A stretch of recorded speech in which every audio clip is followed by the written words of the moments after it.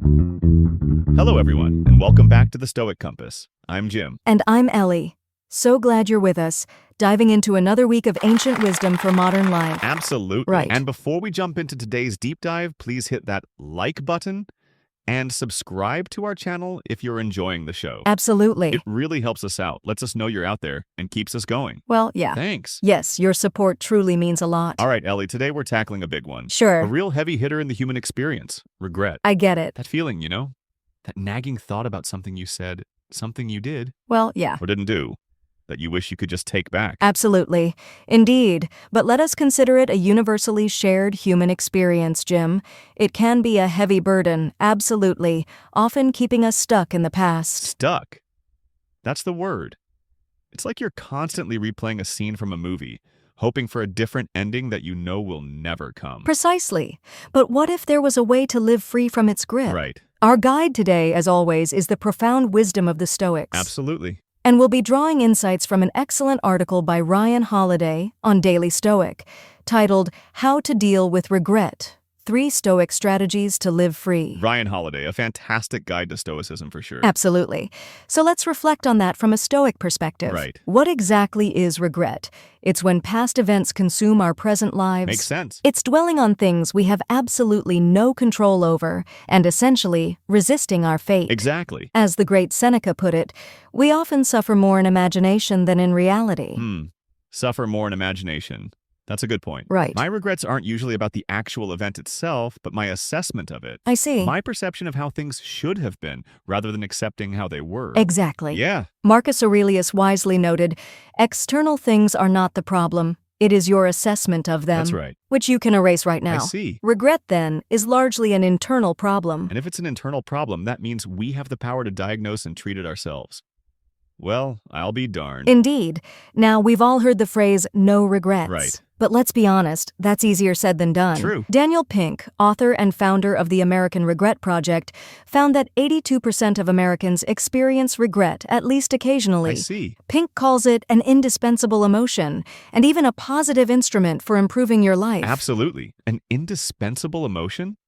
So it's not about avoiding regret altogether, but learning how to confront it and grow from it? Precisely. The key isn't to run from regret, but to learn how to confront it, grow from it, and ultimately move on. And the Stoics offer 3 powerful strategies to help us do this. All right, I'm ready. Lay 'em on me, Ellie. The first strategy is arguably the bedrock of Stoicism, focusing on what you control. Epictetus taught us that every event has 2 handles, one by which it can be carried and one by which it can't. The dichotomy of control, my favorite. Exactly. When it comes to the past, we simply cannot change what happened. No amount of wishing or replaying a scenario in your mind will alter a single moment. Ugh, tell me about it. Right? I've spent too many nights doing that. Makes sense. Just spinning my wheels mentally. Indeed. As Holocaust survivor Dr. Edith Eger once told Ryan Holiday on the Daily Stoic podcast, Yeah. regarding a past mistake, she offered a simple gift. I see. If I knew then what I know now, I would have done things differently. And that's it? Yes, and that, she said, is the end of it. Right. Guilt is in the past, Makes sense. and you cannot change the past. Wow.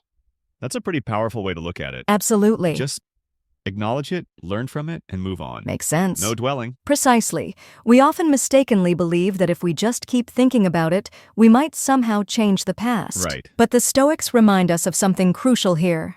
The past is done. Yeah, absolutely. It's completely out of our control. Right. What we can control, however, is our present reaction. We control how we grow from our experiences, how we respond to adversity, and how we use those lessons to our advantage right now. So it's not about being numb to past mistakes, but about channeling that energy into something productive in the present. Got it. That's what the Stoics called the art of acquiescence, the acceptance of things as they are, allowing them to become what they must.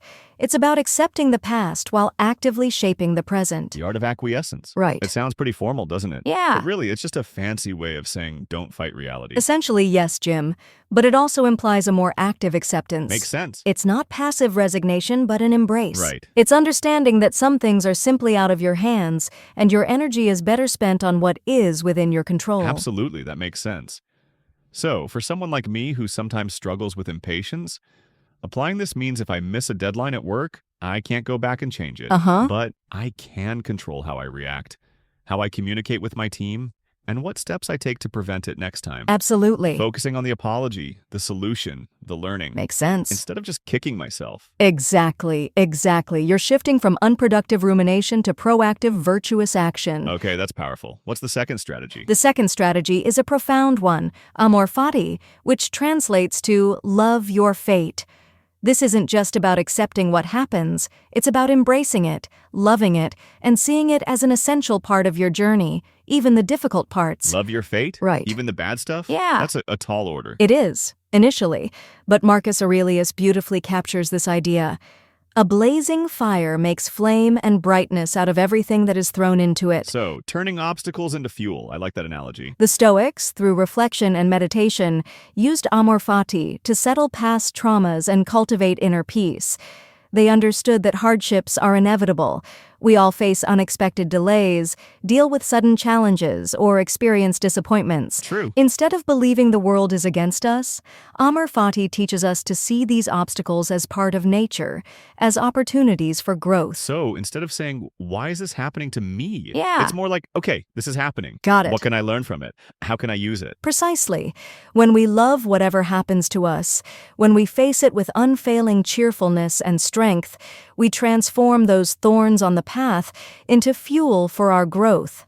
By embracing the challenges that lie ahead, we're also less likely to regret the decisions we make to conquer them, regardless of the outcome. That's a powerful shift in mindset. It's a mindset that builds confidence, conviction, and courage. Well, I'll be darned. Indeed.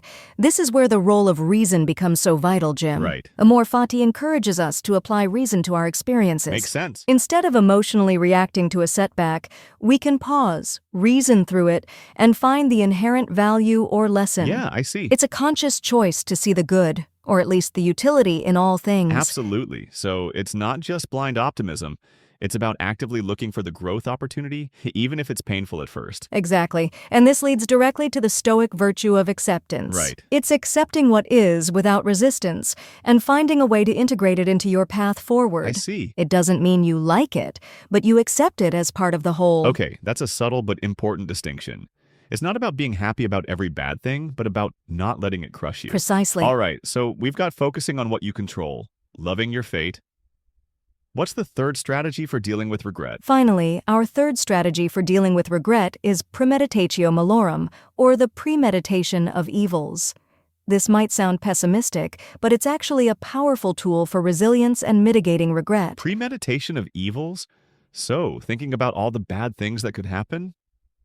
That sounds like a recipe for anxiety, Ellie. I understand your initial reaction, Jim. Right. But Seneca advised, rehearse them in your mind. Exile, torture, war, shipwreck. Yeah. All the terms of our human lot should be before our eyes. Makes sense. The key here is not to dwell on the negativity, but to prepare yourself mentally. Okay, so it's not about being a pessimist, but a prepper for life's inevitable curveballs. Exactly.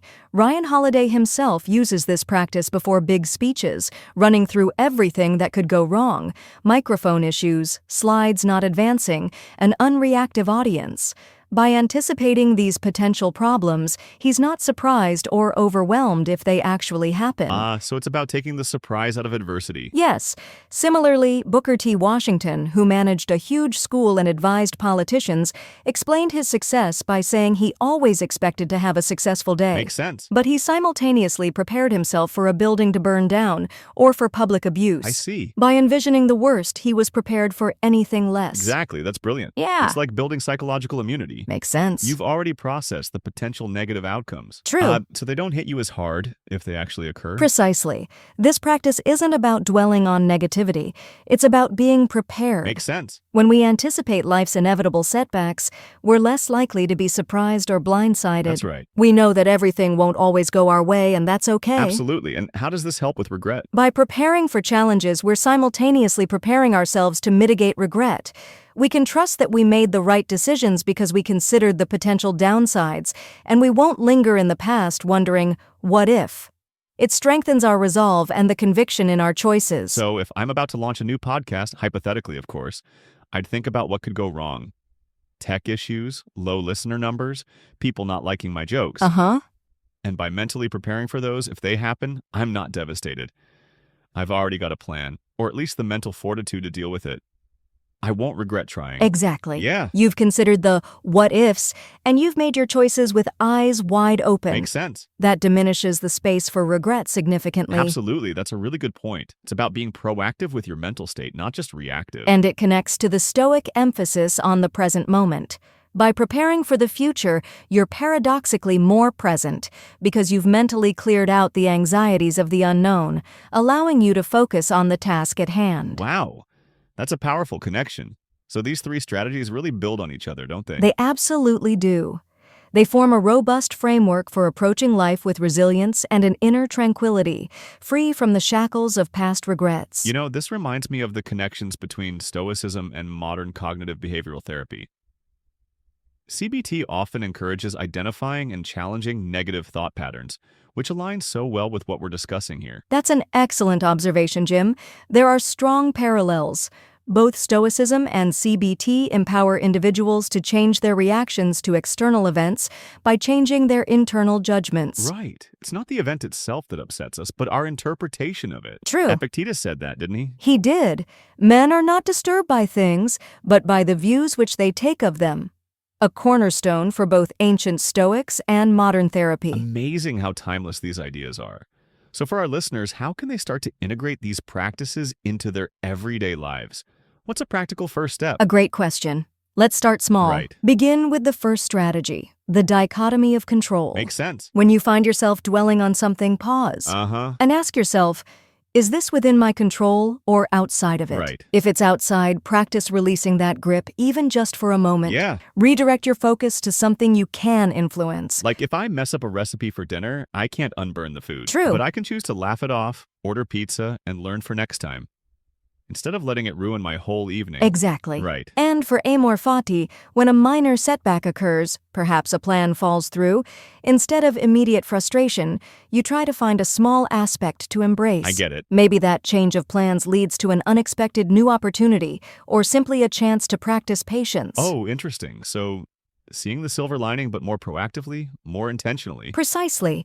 It's about consciously seeking out the good or the lesson in every experience. And for premeditation, Malorum? Before a significant event, even something as simple as a challenging conversation you need to have, take a few minutes. Mentally walk through the various ways it could go wrong. Just visualize the potential failures? Yes, but not to scare yourself. To prepare. Right. What would you do if the other person reacts negatively? I see. How would you maintain your composure? Exactly. This mental rehearsal builds a kind of inner resilience. So you're not trying to control the outcome, but control your response to any outcome. Got it. That's a game changer. Totally. And remember, the Stoic sage is an ideal, not an expectation. We're all on a journey of progress, not striving for an unattainable perfection. Progress, not perfection. That's a good reminder for my own struggle with being impatient. Indeed. Each conscious application of these strategies, no matter how small, is a step closer to living a more tranquil and regret-free life. Well, Ellie, this has been an incredibly insightful discussion. It really makes you rethink how you approach the past, the present, and even the future. Absolutely. By integrating these practices into our lives, we can transform regret from a heavy chain into a powerful catalyst for growth, resilience, and a deeper appreciation for the present moment. So, there you have it.